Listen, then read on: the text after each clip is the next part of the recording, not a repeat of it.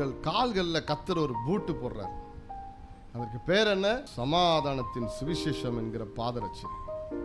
சமாதானத்தின் சுவிசேஷத்தை நற்காரியங்களை கூறி பிரசங்கிக்கிறவனுடைய பாதங்கள் அழகா இருக்குதா.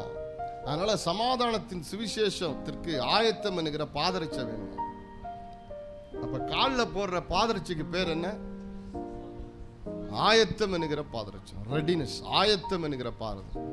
அப்ப சுவிசேஷம் சொல்லும் போது எப்படி நம்ம வரணும்? கால்கள் என்றாலே சுவிசேஷம் தான்.